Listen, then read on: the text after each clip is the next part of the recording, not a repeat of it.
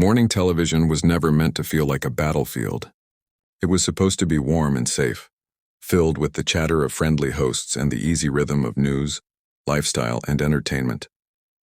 Coffee cups steaming on the desk, a touch of banter between colleagues, questions designed not to provoke but to reassure. For decades that had been the rule. But not today. Today, CBS Mornings had booked Meghan Markle. The producers knew it was a coup. Few public figures generated as much curiosity, admiration, and outrage as Meghan. Her name alone guaranteed headlines, guaranteed ratings. But it also carried risk. Risk that the conversation could veer into controversy. That her sharpness could cut deeper than anyone anticipated. Tony Dokoupil, sitting at the polished glass table, was calm as always. His slate gray suit fit him like armor. His tie knotted perfectly. He flipped through his cue cards with the quiet certainty of a man who had done this 1,000 times. He wasn't nervous. Nervousness was for rookies. He had interviewed presidents, CEOs, and celebrities with egos larger than empires. He could handle Meghan, or so he thought.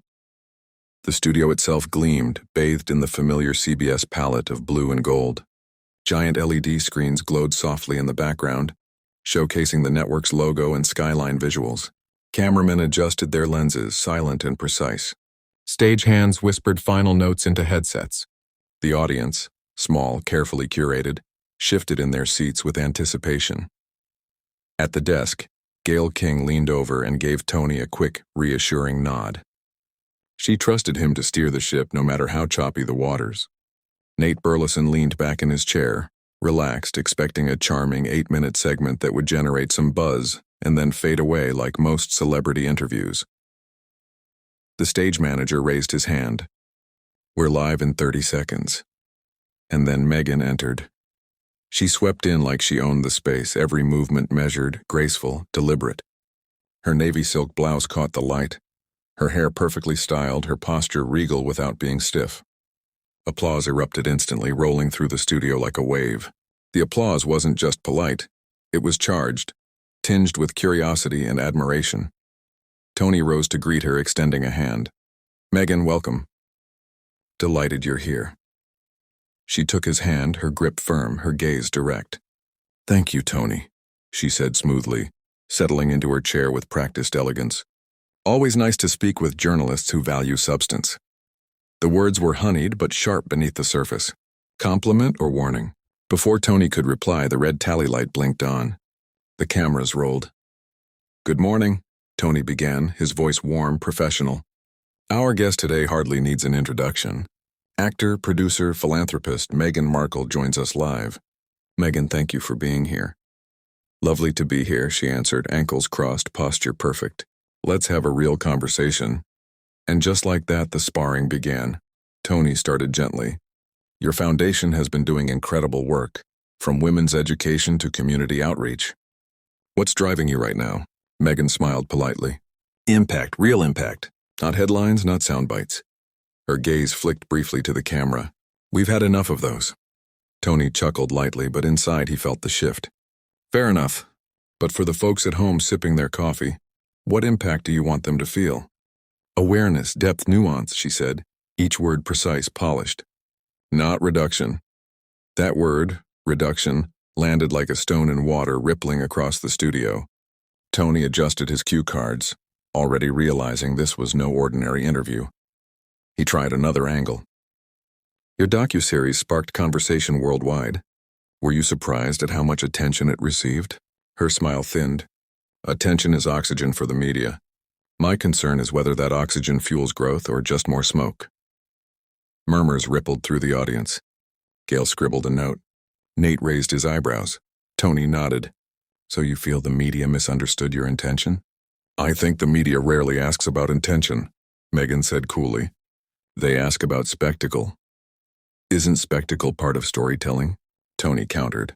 Her eyes locked onto his, unblinking. "Not when the story is your life."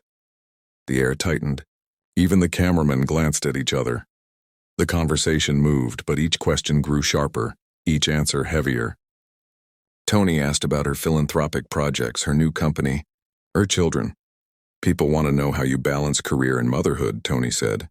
"Our children," she replied, voice crisp, "are not breakfast television content." The audience chuckled nervously. Gail cleared her throat. And the monarchy, Tony ventured. Was it harder than you expected? Her gaze hardened. Prepared for an institution that treats women like ceremonial accessories? No, but I adapted faster than most would have. Tony kept his smile fixed. Would you do anything differently looking back? Yes, she said, her tone cutting. I would have trusted fewer people. The words landed with a thud. Even Gail's pen froze mid-note. The tension only grew as Tony pressed further.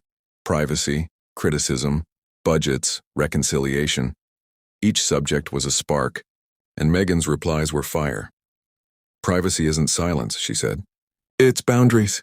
If that confuses people, that's an education gap, not a moral failing. On the monarchy. Smoke and fire can't be separated. Tony, the system is toxic and I stepped off it. On critics. Critics are usually people who failed at doing what I'm doing. I'm not ambitious, I'm effective. By then, the studio was taut as a wire. Gail and Nate exchanged uneasy glances. The control room buzzed with nervous chatter. Should we cut early? Should we steer it lighter? But the ratings spike flashing across the monitors told them to keep going. Tony, sensing the danger but unwilling to retreat, leaned in. Maybe you mistake criticism for persecution. The silence was instant. Meghan's smirk appeared slow, deliberate. Persecution, she said, her voice low, steady, lethal, is when a woman tells the truth and men insist on reframing it. The line landed like a blade. Gasps echoed in the audience. Gail looked stunned. Nate mouthed, "Whoa." Tony's smile didn't falter, but his jaw tightened ever so slightly. The red light blinked off. Commercial break. Chaos. The stage manager rushed forward with water. Gail leaned in, whispering, "Tony, are you good?" He exhaled, still staring at his cards. Not for much longer. Meghan adjusted her cuff, serene. That went well, she said. Tony glanced at her, a flicker of amusement in his eyes. You came here to duel, didn't you? She gave a faint smile. No, I came here to correct the record. If that feels like combat, maybe the record was already broken. The control room debated frantically. Should they soften the tone, pivot, cut short? But the audience was buzzing, leaning forward, alive with tension. They wanted more. The countdown began again. 3, 2, 1. The red light blinked back on. The final minutes were calmer, almost staged. They discussed her children's book, her charity gala, her vision for the future. But the storm had already passed through. The damage, or the revelation, was done. When the cameras finally cut, Meghan rose gracefully. She hugged Gail, kissed Nate on the cheek, and turned to Tony with a cool smile. Good interview, she said. Tony met her gaze. Good sparring. She smiled wider, but her eyes revealed nothing. Then she swept out, entourage trailing behind her.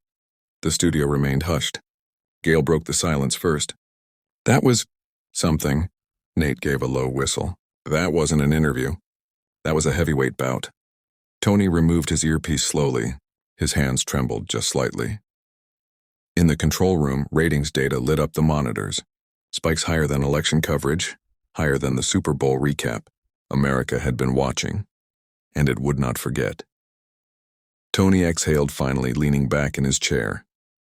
Morning TV will never be the same. And he was right.